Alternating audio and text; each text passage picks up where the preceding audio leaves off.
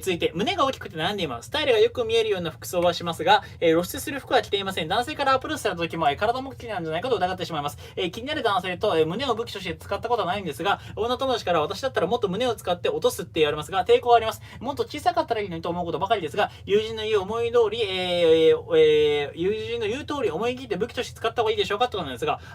これに関してはちょっとね、じゃあ、いいことを教えましょう。自分が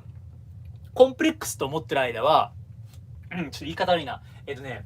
自分がどうかなって迷ってる間、それを武器として使うのをお勧めしません。はい。自分にとってはこれがいいもんなんだろうなって自分の中で、人が持ってないし、やっぱり武器にはなり得るんだろうな、自分のこれメリットだなって納得できてからちゃんと使った方がいいです。下手にですね、自分が納得してない状態で周りに言われて、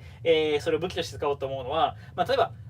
胸が大きいぐらいだったら普通に武器になると思うんでいいんですけど、使い方を間違えちゃったりとか、ワンナイトみたいな関係に逆になっちゃったりとかする可能性もあるし、もっと言うと、いや、お前はさ、こういう能力あるんだから、やりなよちゃんとやりなよとかってそそのかされて、胸が大きいだったら見てわかるんでいいと思うんですけど、見てわからないよ。いや、お前経営者の才能あるからさ、独立してやったらいいんじゃないとかっていうふうに言われて、そそかされて自分で、起業して大失敗するみたいなやつがいるんですよ。で、こういうふうに、それが本当に自分のメリットなんだろうか、メリットだとしたらどういう風にどういう点でどう使えばいいのかってことをちゃんとこうシミュレーションしてから使った方がいいと思うので、その自分の自信として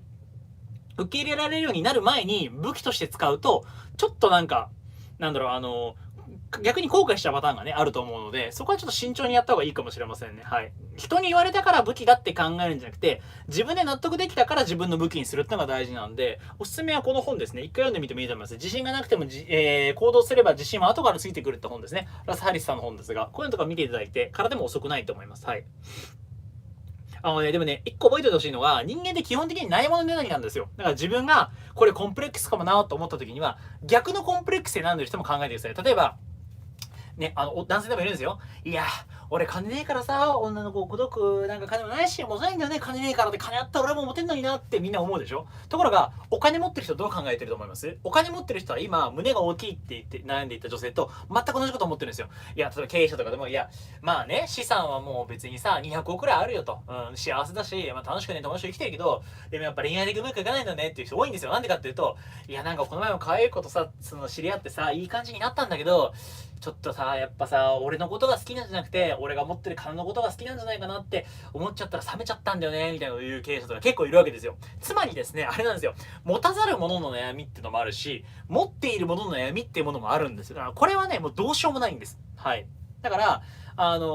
例えば変な話、胸が大きいっていうのもそうだし、お金を持ってるっていうのも自分の魅力の一つなんですよ。で、一方で、じゃあ、胸がそんなにない人の方が好きっていう人から見たら、胸があんまりないという女性の方がメリットに見えますよね。羨ましいというか、素敵だなっていうふうに思うわけですよ。で、お金があんまりあるような男性は嫌いで、ほどほどのね、なんか生活をしたいって思ってる女性もいるわけで、そういう人の場合は、変にお金を持ってる人って、なんか怖かったりとか、あるわけですよ。だから、悩む胸谷なんで、自分のコンプレックスは逆算で考えてみると、逆向きにして考えてみると、意外とね、でも悩んでる人もいるんだから、そう言われてみれば、メリットはあるんだろうねって思えると思うんで、いいと思いますよ。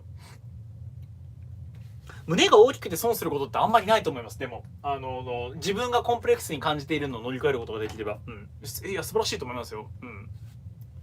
なんで素晴らしいかっていうと、胸とかね、お尻につく、バストとかヒップにつく脂肪ってオメガ3が中心になってて、この脂肪ってね、脳とかでも使われる脂肪なんですよ。だから男性がボンキュッボンのスタイルがいい女性が好きなのはなんでかっていうと、脳に使われる脂肪をたくさん体に蓄えることができる遺伝子を持ってる女性なわけですよね。そういう女性と子供を作ると、その子供もそういう有用な脂肪を体内に蓄える性質を持って生まれる可能性が高いですよね。つまり、脳があれなんですよ。いい状態で生まれてくるんですよ。そのスタイルがいい女性とか、子供を作ることによって。だから、ボンキュッボンの女性ってモテるんですよ。はい。っていう進化の適用があるので、はい。だから、僕はナイスバディの女性が大好きです。はい。で、続いて、切り抜きいかがだったでしょうか。この動画の概要欄の方から今なら僕が作った D ラボ動画配信サービスですねの無料の体験リンクと僕のオーディオブックが無料で弾けるリンク入ってます。よかったらぜひチェックしてみてください。さらにチャンネル登録のもお忘れなく。それではバイバイ。